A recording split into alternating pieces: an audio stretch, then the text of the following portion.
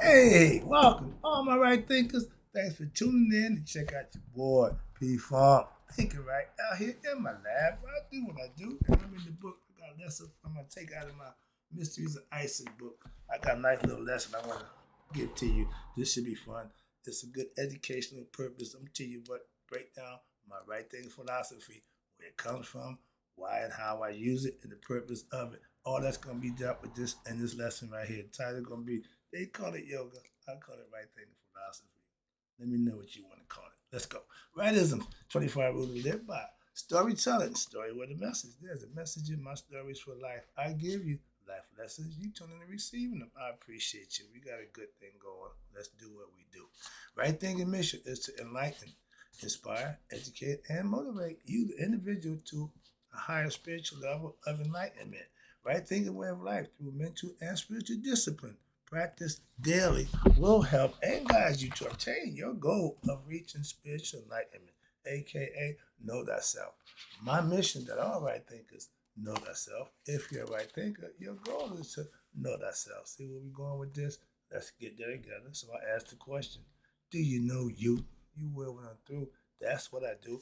It's rhetorical, but if you know how to answer for yourself, tune in. I got you. A person who knows not and knows not that they know not is foolish. Disregard them. A person who knows not and knows that they know not is simple, but you can teach them. That's why I do what I do for you. Appreciate you too. Stay tuned. I got more for you. A person who knows not and believe and think that they know is dangerous. Avoid them. I do.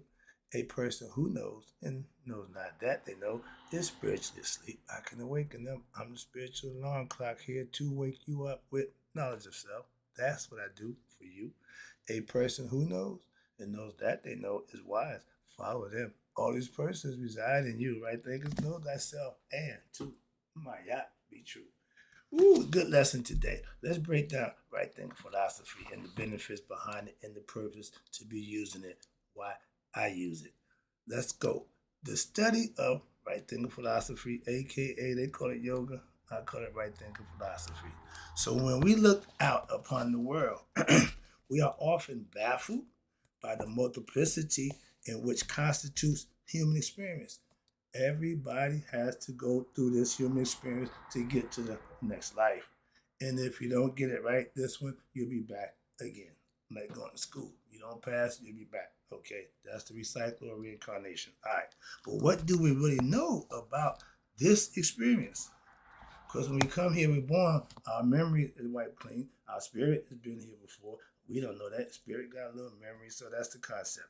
And many scientific disciplines has developed over the last just 200 years for the purpose of discovering the mysteries of nature.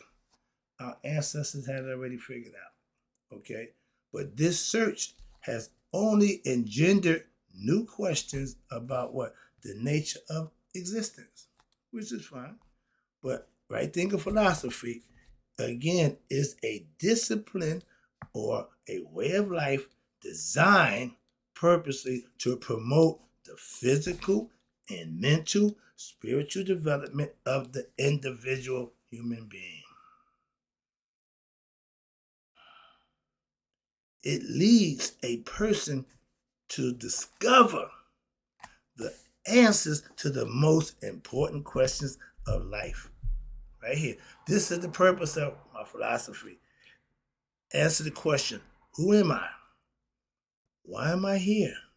Where am I going? Big three. We had the answers for those a long time ago. Still do. It ain't changed. Truth don't give a damn about time. Okay, it withstand the test of time. It ain't went nowhere. It's still there. We just have to what? Go back and get it. I went to the pyramids and got this knowledge, and I'm bringing it back. I'm resuscitating it like all best I could. Why? This is the truth. I'm free. Are you? Pay attention. This is how I got free. All right. And as explained earlier, the literal meaning of the word yoga is to yoke or to link back.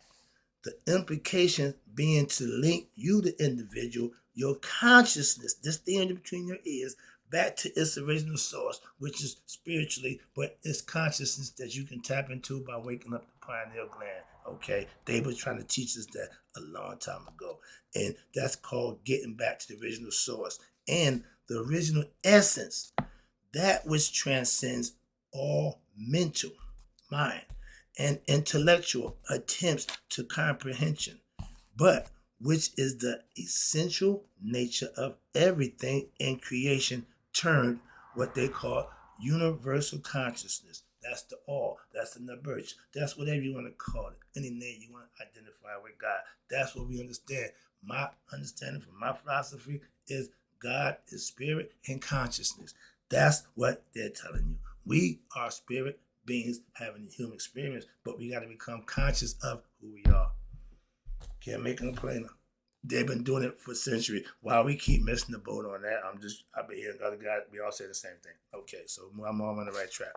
Now, while in the strict sense, yoga or right thinking philosophy may be seen as a separate discipline from religion.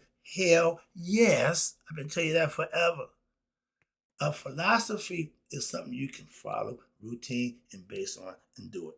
Religion is a bunch of stories, and that you can also do the same thing, get the same results. So I don't downplay it, knock it. I just didn't use it. I use philosophy. Again, right thinking philosophy, aka yoga, and religion have been linked at many points throughout history and will continue to be linked even to today.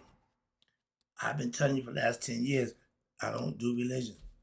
I'm not religious. I'm spiritual. I have philosophies and principles that I follow that govern me, not a religious philosophy. That's all. I ain't saying it don't work. I just don't use it. I'm learning it from my past and my religious friends. There's something there.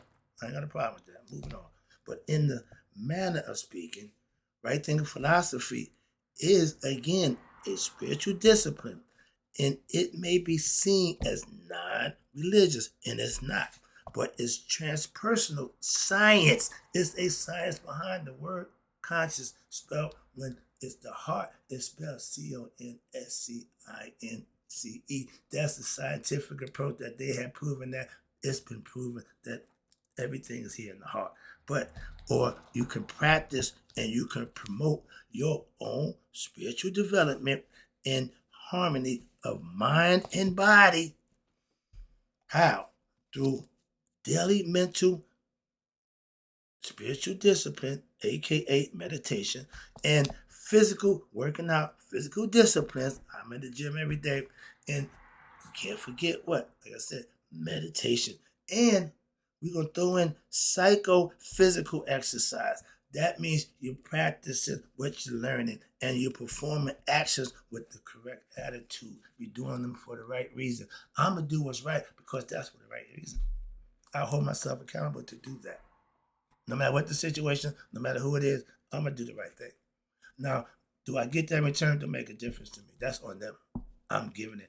I'm just responsible for that. My lessons, I don't dictate who watch it, how many people see it. I just put the lesson together to put it out there so it's available for those who want it. That's all. Moving on. And when you're doing things for the right reason, then there's a reward at the end for that. You didn't know that? Okay. But the daily teachings, the which where you practice in our ancient Egyptian temples, they were the same ones later, watch this, intellectually defined in a literary form from what your Indian sages for the Vedanta yoga philosophy. But this was discussed, and I told you about my first book, Egyptian Yoga, the philosophy of enlightenment. We talked about how the Indians' philosophy pretty much mirrors ours. Only difference is the names of people change. Same concept, okay? But the Indian mysteries of yoga and the Vedanta system may therefore be understood as representing an unfolding exposition of what the Egyptian mystery system. They mirrored it to a degree, and they didn't have a problem with that. Neither did we. Moving on. Because why? It worked. If somebody's doing something that's working, why are you knocking? Practice yourself. Oh, you want to take credit for it. Oh, that's the Greek. Excuse me. We talking about that right now. So we talking about my philosophy, where I got it from. I mastered the philosophy, the Maya philosophy, the Egyptian Semi-Taiwan philosophy. Only thing I call it right thinking because I put the storytelling about my life. That's what makes it uniquely right thinking philosophy. Anybody can get a book and learn anything I got. Everyone I got comes with a book. I ain't making nothing up except the stories I tell about my life, which I don't make up, just experience, just putting it out there and just to teach purpose. That's it. All right. But the question now is, again, how do you accomplish this seemingly impossible task? What? To know thyself. To some people, it's an impossible task. For some people, they up for the challenge. They said, wide is the road to destruction. Narrow is that road, the arduous road to the path to truth. So don't many people take that road. Why? It's hard. Let's talk about it. Now, how are you able to transform yourself and to be able to realize consciously the deepest mysteries of our existence? Again, we're spiritual beings. That means our spirit lives forever. And if the body that is in don't get it conscious of who it is, it's going to continue to live here in the physical realm. It can't go to the next level. When you go to sleep, you practicing the next level. Okay, I've been telling you that for years. But how to actually be able to discover, aka know thyself, to answer the questions of who am I? This is the mission of right thinking philosophy. That's my goal right there. That's the whole purpose of what I do for you, and the purpose of all yoga practices. Any one of them, they're all the same goal. I showed you yoga got 5 different ways. Religion had one, but they end up in the same place. Awaken. That's what you want. That's it. And yoga, right thinking philosophy, does not seek to convert or impose any religious beliefs on anyone. I don't care what your belief. I don't impose on that. I'm giving you a philosophy, a principle that you can adopt and follow. You ain't got to stop doing nothing. You ain't got to stop being Muslim, Christian, or Jew. But once you get awakened, that'll be your decision to continue on that on you. Ancient Egypt was the source of civilization. Again, and that was the source of all religion and even yoga. But they also, all systems of any mystical spirituality can coexist in a harmonious environment within these teachings. How? When they are correctly understood. A Christian ain't no different than a Jew. A Jew ain't no different than a Muslim. But in the wrong understanding, y'all at war with each other. Fighting over the same dumb thing, nothing but a concept and a theory. That's all we got until what you manifest it. Live it. We can live in harmony. Our ancients lived in harmony for thousands of years. We ain't got close to that yet. So how far we fallen? Again, that's the fall of man. What? Got out of harmony with each other. That's the real problem. But the goal for right thinking philosophy, again, let me say it again, the goal of right thinking philosophy is to promote integration of what? Your mind, your body, and the spirit complex in order to produce optimal health in any human being. I haven't had a doctor visit and been sick in 10 years. And that's being nice on the light. So I'm just giving you. How many people can say they ain't been a doctor in 10 years? Ain't because I got insurance. I got insurance. I'm covered. I ain't just underneath to go. That's good health. Hello? So there's something to that. These are all things that philosophically sound good. But when you put them to use, you can manifest, you'll know that they work. That's what right thinking philosophy is all about. And this is only accomplished through your mental and physical exercises daily, which promote the free flow of your spiritual energy by reducing mental complexes, which is stress and caused by what? Ignorance. You wipe out the ignorance, you wipe out a whole lot of unnecessary stuff that you're causing yourself. The goal is to conquer the ego. That's represented by the ego, ignorance. That's the devil. That's the lower self. We understood that very well. You can't have lower without higher. You can't have one without the other. That's what Maya teaches. So there are 2 roads. Again, we back to Maya. And your human being can follow. One of the wisdom and the other of ignorance. Your choice. Again, you have a choice. I chose the ignorant road. When I got off that road, I'm done. I'm not traveling that road. Why? I know what's on that road. Ain't nothing good on that road. So I'm about to go over here to this other road. Wisdom. I've been traveling that road now 40 years. Okay? The path of the masses is generally the path of the ignorant. Let me say it again. The path of the masses, the road to destruction for the masses is generally the path of ignorance. They don't know, but they think and believe that they do. That's what makes them dangerous. Those kind of people you need to steer clear of. And wisdom is the other excuse me, wisdom and the other ignorance. Two roads. But the masses choose what? The easy road. That's the ignorance, which leads them, you ready? To negative situations, aka fetters, meaning you caused them on yourself because the choices that you made. But in the same token, when you make that right choice, you make the good choice, you are benefited with what? Blessings and good things. You see the difference? It's night and day. It's always going to be, without a choice, you're going to have the difference between the two. They're not the same thing. The same thing, you don't know. You can't have night all night. No, you got to have night plus day. And it's just as it's just many people as there's folks that they say. 6 on one hand, half a dozen on the other. However you want to break it down, it still get half and half. Let's go. And you are the decision maker. That's your free will to make the decision. With right thoughts and good deeds, you will get rewarded. These in turn lead to what? Ill health and sorrow in life if not lived on the right side. You will have ills, you will have sicknesses, you will have bad health. The other road is based on wisdom and it leads to good health.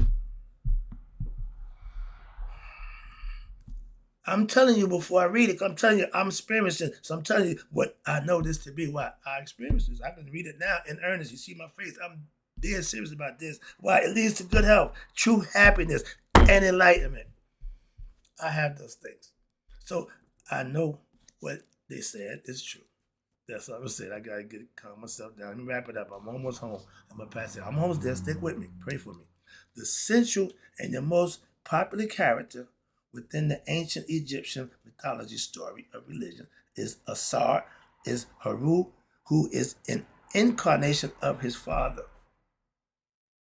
We are Asar's offspring, aka the spirit in the flesh. We are Haru. Our job is to defeat our what? Our ego self, who will kill us if we allow him to. He killed our father. Our father tells us what? Conquer the ego. Don't let the ego kill you. Our mother teaches us how to conquer the ego, how to avoid being beat up or taken advantage of by one's ego. This is all brain stuff. This is all mental. Asar is killed. Who? By his brother. Who? Ego, Set. We gave them identity. We gave them a whole structure so that we can learn. And that's the whole purpose of it, is to learn. And it's your life. Trust me, it is your life. Who out of greed, and demonic Satanian tendencies, evil, he craves to be the ruler of Egypt. He wanted to be the man in charge. He was jealous of his brother, who everybody loved and respect. So he thought if I killed him, they'd love and respect me. No, it don't work that way. But he didn't know that until he found out. They ain't gonna love you like they love you. What? You ain't him. That's why. Understand that. And your ego self wants to be seen as God, and he'll never will be. Moving on. And with the help of Tahuti, which is your mind, your understanding, your reasoning, your right thinking process, the God of wisdom. Right thinking represents wisdom. Aset, the great mother, and Het Haru, his consort of Haru. That's the female aspect of your spirit. It's in the female form also, the house of spirit of Haru. Haru prevails in what? You are Haru. Your goal is to prevail against the battle against who? Your uncle Set. For what? Rulership of oneself. Egypt. You are Egypt. You're upper Egypt. Haru upper Egypt. Set is lower Egypt. Get the concept? Okay. Haru struggles symbolizes the struggle of every human being. Hear me again. This is the struggle within yourself. I've been telling you that for the longest. Haru's struggle, that's our struggle, me and you. Struggle symbolizes the struggle of every human being to what? Regain rulership over what? Their higher self and to subdue their lower self. That makes sense? Let me read that again. The goal for right thinking and us to understand who we are is a struggle that symbolizes. Remember, this is esoteric teaching. We're teaching you mental concepts. The struggle of every human being is to regain rulership of their higher self and to subdue their lower self, meaning putting yourself in check, keeping yourself in due bound, whatever you want to call it. But that's the concept.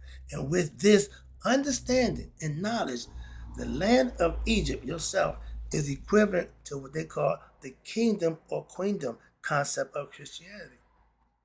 Male's king, female's queen. But the idea is to what? Beat out your what? The devil, Satan, your lower self. Raise your higher self. The kingdom and queendom mean you raise another level up. Kings and queens aren't better people. Okay? The most ancient writings, hear me, in our historical period are from the ancient Commissions. These writings are referred to as, from the damn Greeks, as hieroglyphics. We call it Medjugorje, the writing of God, Tahuti, which we gave credit for that concept mythologically. And it all makes sense if you understood it. It's not literal, but it's in the mind. They're breaking the mind down, how the brain works. They try to show you. And also, the most ancient civilization known to man was the ancient Commission civilization, named by the Greeks, Egypt. Okay? The proof, again, right here, the proof of this lies in the ancient, what, Sphinx? I just gave you a lesson about that. Y'all didn't have no understanding about that. Moving on, but some things y'all just ain't interested in. I'm just teaching, so I ain't got no problem with that. But the Sphinx, which is over 12,000 years old. I know a little bit about astrology. I know a little bit about the horoscope. When the Sphinx was built, we was in the age of what? Leo. He's looking at himself in the horizon. Okay, on the horizon, the star constellation was in Leo, and they patterned what they saw in heaven as above, so below. They made the monument, the first monument, representing what? Man's beastly nature, which is normal, low nature, rises to what? Human. The conscious that man have. Beasts don't have consciousness, man do. So we go from the beastly lower nature to a higher nature. It's been that way. I love that concept. Why? That's ancient. That's the oldest one. It's simple. From the beast, you become a man. Your beastly nature, you're going to act on a lower level, do things that's bad, contradicting, cause yourself fat. The ego lives on the beastly nature. That's as far as the ego can go. It's beastly. When you rise above that, now he's in check. He is no longer in control. That's the fourth chakra. The fourth chakra is the heart chakra. Now you have empathy and compassion for somebody other than yourself. The ego don't have that. That's why you see him biting. Ahmed bites from the third and fourth chakras down. Ego, 3 degrees, survival, right from wrong, sexual understanding. That's just the ego. That's all it is on 3 levels. That's animal, beastly. Let me wrap it up for you. I like to teach, so I'm just trying to get stuff in there to give you a little extra help. But the Sphinx been around over 12,000 years. We know that from the constellation. Simple. So arguing back and forth, I don't waste my time with that. The original name given to these writings by our ancient Commissions is Metu. Metu means God. Neta means writing. Neta means God. Okay? Meaning writing of God. Again, y'all think that the Bible is the writing of God. No, it ain't the Medjugorje. It's the writing of God, the original writing of God. Or Medjugorje, or what they call divine speech. Meaning godly. Again, these writings were inscribed in tombs, on coffins, and papyrus, and it contained the teachings in reference to the spiritual nature of the human being and the ways to promote what we call spiritual emancipation by what? Becoming conscious, waking up, spiritual enlightenment, awakening, or they call it even better, resurrection. Raise you from the dead level to the living level. I did that in Masonic order. So esoteric teacher, mental understanding does just that. And our ancient Egyptian proverb presented in this next text are translations from the original hieroglyphic scriptures. An example of hieroglyphic text is presented on the front cover. Okay, that's the other book, Egyptian, coming to me. Egyptian philosophy may be summed up in right thinking philosophy, again, which is Egyptian philosophy, just with my little tweak. Right thinking philosophy may be summed up in the following proverb, which clearly states that your soul is heavenly or divine from God, and that your human being must awaken to their true reality of themselves, which is the spirit self, the higher self. And that's the goal of right thinking philosophy, to get you to have that experience for yourself with the things that you need to do to make it happen. Self-knowledge, not scholarly, not biblical, not astrophysics, none of that nonsense. Self-knowledge is the basis of true knowledge. And again, soul to heaven, body to earth. So don't try to sell me that Jesus Christ sitting up on the right hand of the Father in this big mansion, a house made of many rooms. Stop with that. It's all metaphorical. It's all esoteric teaching. And if you understand that, then you'll get the message. It's all mental.